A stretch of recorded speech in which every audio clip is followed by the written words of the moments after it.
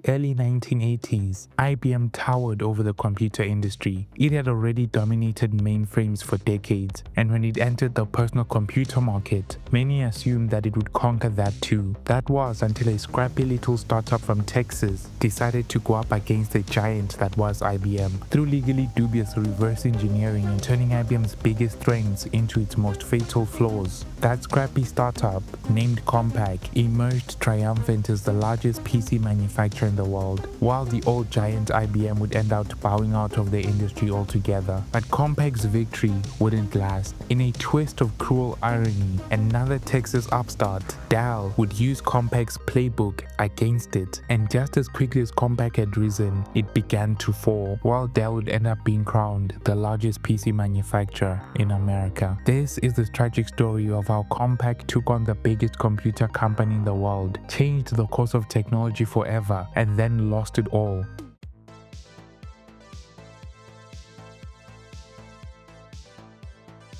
The story of Compaq begins with its three founders, Rod Kenyon, Bill Murtaugh, and Jim Harris. All three worked at Texas Instruments. They were great friends and frequently met outside of work to talk about life, politics, and more recently, business. Over time as employees, they'd grown restless with the mundane 9-to-5 corporate grind, and they began dreaming of building something of their own. They tossed around many ideas, but none of them stuck. The real breakthrough came from Rod Kenyon, who was constantly sketching out business plans for their brainstormed ventures. The process was clunky. He'd type up a plan on his IBM PC at home, print it out, bring it to Murtaugh and Harris, and if revisions were needed, he'd have to track back home, make changes, and print it again. One day it struck him, what if the IBM PC sitting on his desk wasn't tied to his house? What if he could carry it anywhere? That was the spark, a truly portable IBM compatible computer. When Kenyon shared the idea, the others immediately saw the potential. The trio brought in an industrial designer to design the machine, but the design was the easy part. The real challenge would be building a portable PC that could actually work, and so Compaq was born. For the Compaq portable to succeed, it had to be fully compatible with the IBM PC. This was no small challenge. IBM was the dominant force in computing. After decades of ruling the mainframe market in the 1950s, 60s, and 70s, IBM carried that reputation into personal computers. When IBM launched its first PC, it was an easy sell. America's largest corporations were already IBM's customers and trusted the name. The rest of the market soon followed, and in just a few years of its release, IBM's PC had become the standard. By the early 1980s, nearly every important business application was being built specifically for IBM's PC. Fortunately for Compaq, IBM's PC wasn't built entirely from scratch. Most of its hardware came from off-the-shelf components, parts that Compaq could source for itself. Even better, IBM's operating system wasn't proprietary, it was owned by Microsoft, which had the right to license it to other manufacturers. Compaq struck a deal with Microsoft to license the same operating system.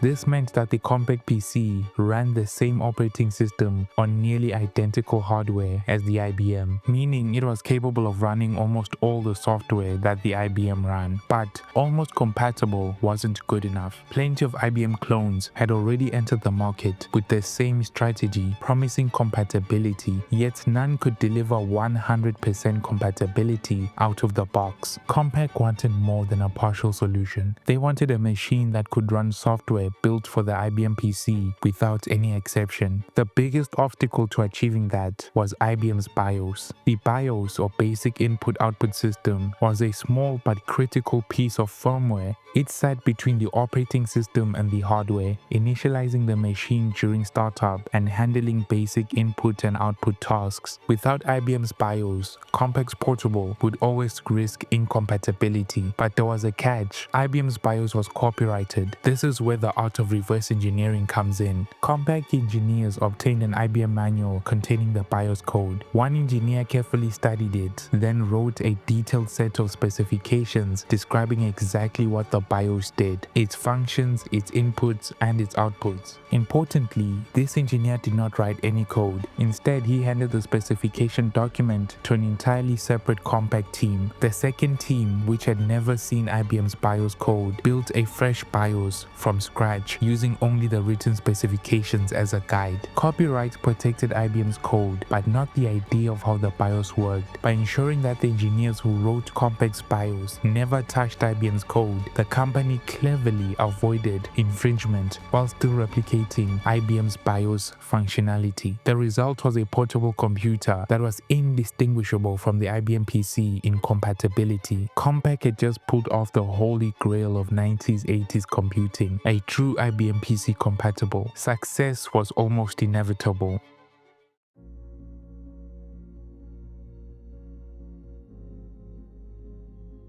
The Compaq portable PC launched in November 1982. Its pitch was simple but powerful, everything an IBM PC could do, but in a cheaper, portable form. This pitch resonated immediately with the market. In its very first year, Compaq shattered records. The company posted $111 million in sales, the largest first-year sales figures in American business history at the time. By the end of 1983, they had sold 53,000 computers. IBM took notice of Compaq's immense growth, and whispers began circulating in the industry that IBM would respond with a portable PC of its own. When IBM finally unveiled its portable, expectations were high, but the reality was a disaster. Shockingly, IBM's portable couldn't even run all of IBM's own software. Applications that worked perfectly on IBM's desktop PCs and on Compaq's portable often failed on IBM's new machine. Customers were baffled. Why buy an IBM portable that couldn't even run IBM's programs when Compaq's machine could? By 1984, Compaq's annual sales had surged to $329 million. By 1985, they reached $503 million.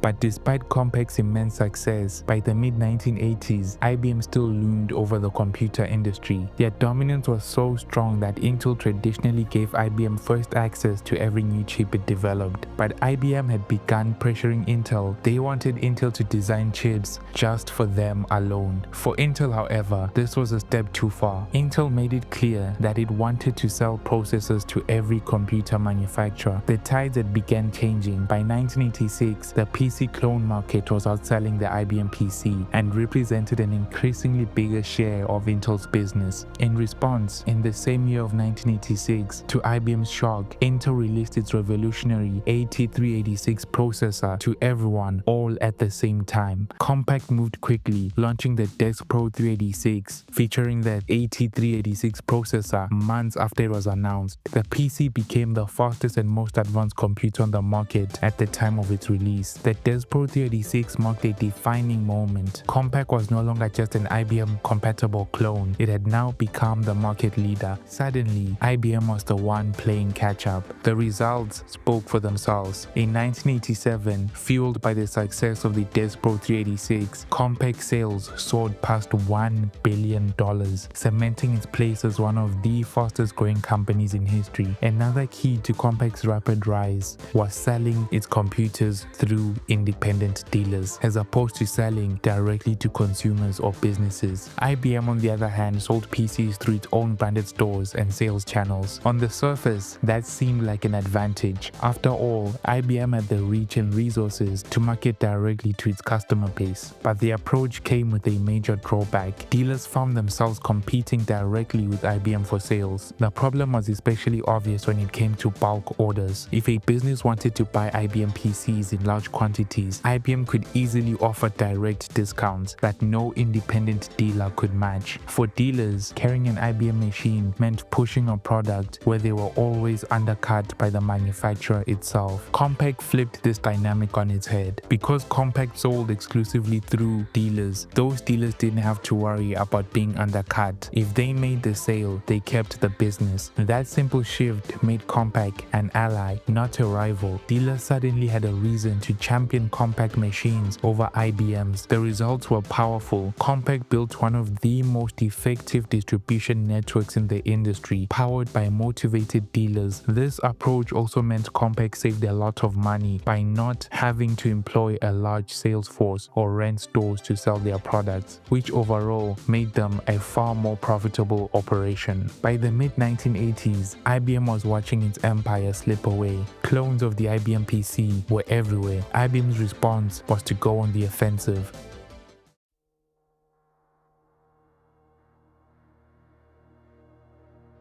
On April 2nd, 1987, IBM released the Personal System 2, the second generation of the IBM PC. On paper, it was impressive. It used a technology called microchannel architecture, which allowed multitasking, something most PCs of the era simply couldn't do. But more than just impressive technology and better specs, the PS2 was designed to give IBM control over the PC industry. The idea was simple: create a machine that ran all of IBM's popular software, but was nearly impossible for competitors to clone. If successful, it would kill the clone market and force customers back into IBM's ecosystem. The plan backfired spectacularly. While the PS2 was compatible with IBM's own software, it wasn't compatible with much of the broader software market. That meant billions of dollars worth of programs and software applications companies had already purchased wouldn't be able to run on IBM's new system. Customers were furious. In trying to trap customers inside its own walled garden, IBM had handed the rest of the industry an opening. Rod Canyon, Compaq CEO, moved quickly. He called a meeting of 9 companies to chart a path forward without IBM. At the table was Intel, Microsoft, and 6 of the biggest PC manufacturers. Together, they drafted a new standard, the Extended Industry Standard Architecture. It was a response to IBM's PS2. No longer were they going to let IBM dictate to the computer industry what the standard of a PC was. Rather, the computer industry was now setting its own standard without the consent or presence of IBM. The IBM clones were officially divorcing themselves from the IBM PC and going their own way. The fallout was immediate. By 1989, Compaq's earnings reached an all-time high, while IBM's profits collapsed. The company that had once defined the PC industry had, in just a few years, lost control of it, and the company that had started out as an IBM clone had helped lead the rebellion that broke IBM's grip on the market. But just as Compaq emerged triumphant over the company it started out as a clone of, it too was about to experience the wrath of the clone market.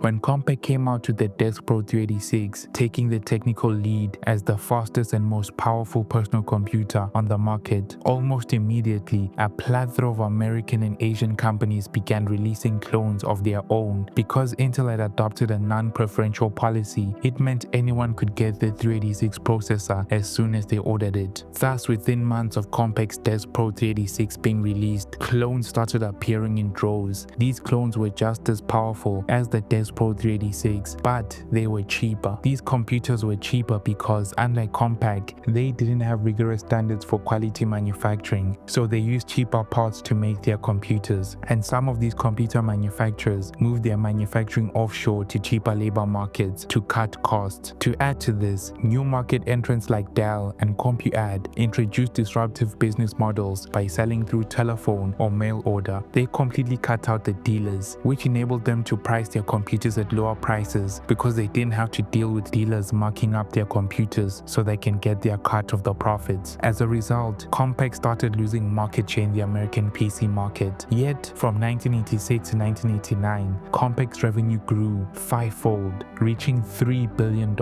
This was largely due to Compaq's incredibly successful European operations, being run by a former Texas Instruments executive from Germany called Eckhard Pfeiffer. He joined Compaq in 1983 and was a part of the team that was tasked with helping Compaq enter the European market. At the time, Europe was a relatively untapped market, dominated by a few computer vendors such as Apple, IBM, and Olivetti. Compaq's expansion into the European market was met with immediate success. Its British subsidiary was profitable in its very first month of operations. By 1990, half of Compaq's revenue came from outside the United States, with the largest share coming from the European market. market. Because of his success as the head of the European operations, Pfeiffer became the second highest paid Compaq executive, only being out-earned by CEO Rod Canyon. But while Europe was a bright spot for Compaq, the board was increasingly worried about its declining market share in the American market and the intensifying competition from the clones. Compaq had spent much of its history up until that point fighting IBM. Now that IBM was out of the way, Compaq looked lost. There was no giant to piggyback off of for growth. It was clear that something needed to change, or else Compaq would be run out of town the same way they had run IBM out of town. The signs were already there. In May 1991, Compaq pre-announced that their second quarter 1991 profits would be 81% lower than the previous year. Compaq stock fell by 27% following the announcement, losing $1.2 billion in market value. Things would get worse in October of 1991 when the company reported its first quarterly loss in years and laid off 1,400 people. This created serious turmoil within Compaq's leadership. Compaq's chairman Ben Rosen pushed for Compaq to release low-cost and cheap PCs within 3 months as a response to Compaq's declining sales. CEO Rod Canyon agreed but said the PC wouldn't be ready that quickly unless Compaq compromised on its renowned quality-controlled product development process. Rosen disagreed and insisted it was possible. The two men would fail to see eye to eye. After a boardroom struggle, Rod Canyon would be relieved of his duties as Compaq CEO. Eckhard Pfeiffer, the head of European operations, would be named as the new CEO.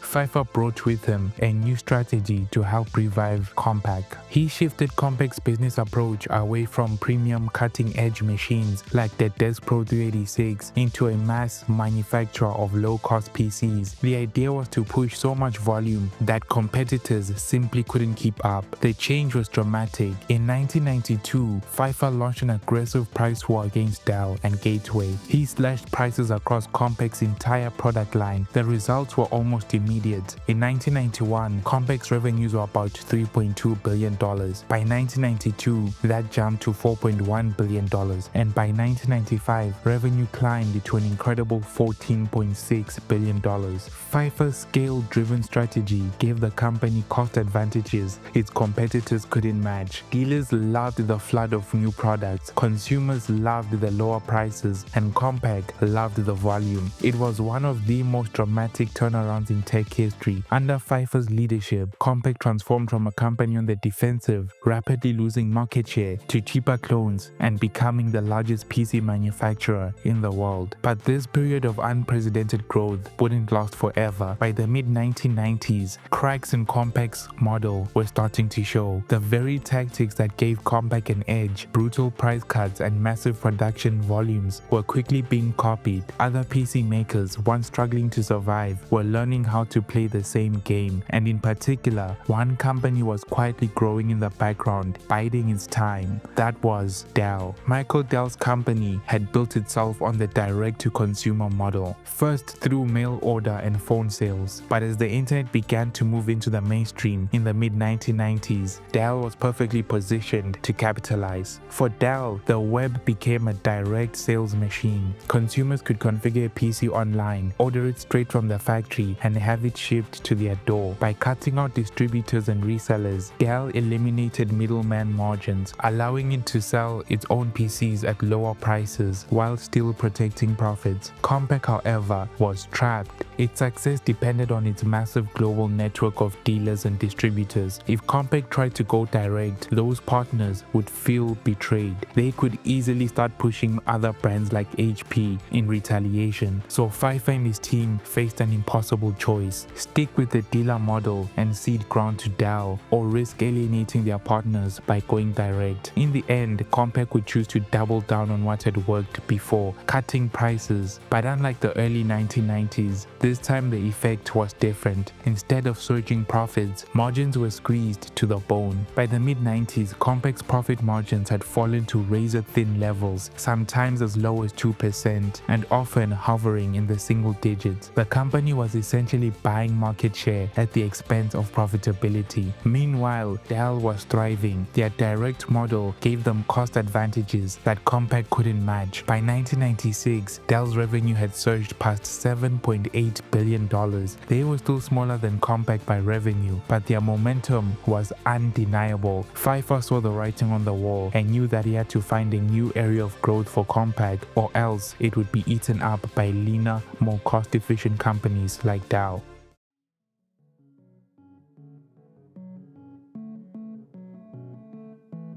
By the late 1990s, Compaq was still the world's largest PC maker, but the cracks were showing. Compaq CEO Eckhard Pfeiffer was convinced that PCs alone were no longer enough. Compaq had to evolve into a global computing company if they were to stand a chance to survive and thrive long term. Notably, Pfeiffer looked at IBM as the blueprint for his new strategy. When IBM was practically forced out of the PC market by Compaq, it reinvented itself, transforming into a computer services company. Pfeiffer envisioned a similar transformation for Compaq, but the way Compaq pursued the strategy would prove disastrous. Instead of adapting organically, Compaq tried to reinvent itself through a spree of acquisitions. They bought Tandem Computers in 1997 to get into high-end, fault-tolerant service. Then in 1998, they stunned the industry by acquiring Digital Equipment Corporation, once a titan of mini computers, for a staggering $9.6 billion.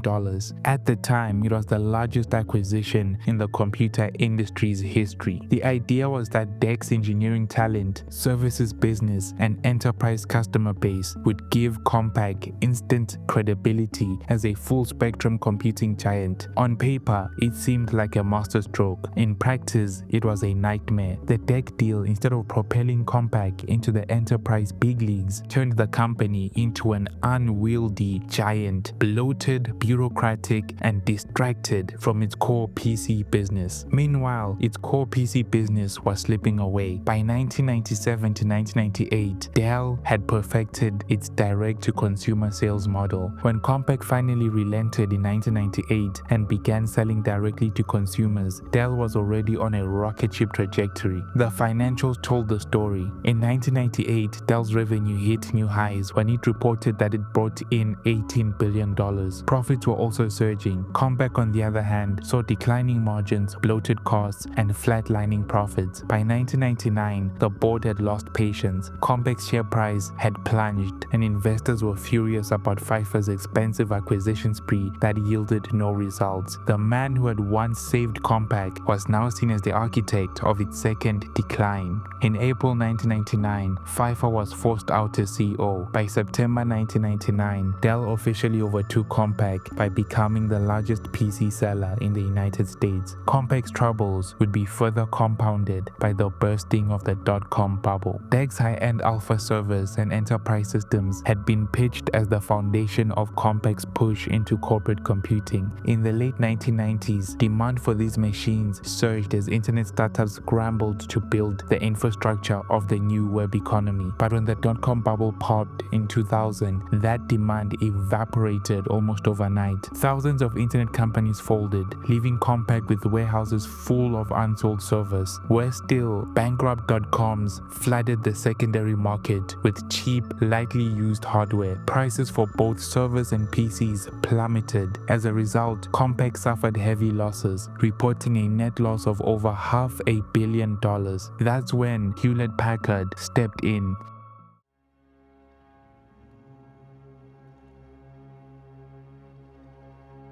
Carly Fiorina, HP's new CEO, saw Compaq as the key to bulking up HP's PC and server business. In September 2001, the two companies announced a $25 billion all-stock merger. For a time, HP continued to sell HP company-branded PCs, but as Dell tightened its grip on the PC industry, Compaq's identity eroded. By the late 2000s, the brand had been relegated to HP's budget line. In 2013, HP shipped the last Compaq brand branded computer, quietly retiring the name that had once stood for cutting-edge engineering and explosive growth. Although Compaq is no longer around today, in many ways we have it to thank or blame for the modern PC world. Their portable IBM clone was one of the first truly IBM compatible machines, and in doing so, they stopped IBM from monopolizing the personal computer industry. But that victory came with consequences. By breaking IBM's grip, Compaq cleared the way for the Windows and Intel era that still defines computing today. Whether that was for better or worse depends on how you look at it. What's certain is that Compaq and its aggressive price cutting, mass production, and distribution strategy helped put PCs on millions of desks, accelerating the personal computer revolution and helping Compaq set business records. And yet their story has a tragic end. Compaq ultimately fell to the very forces it once used to rise. In the 1980s, by foregoing having a large sales force and empowering distributors to beat Salesforce. But in the 1990s, Dell arrived and went one step further, cutting out distributors entirely. In the end, Dell used Compaq's own playbook against them. The company that pioneered the clone would itself be cloned out of existence. Thank you for watching.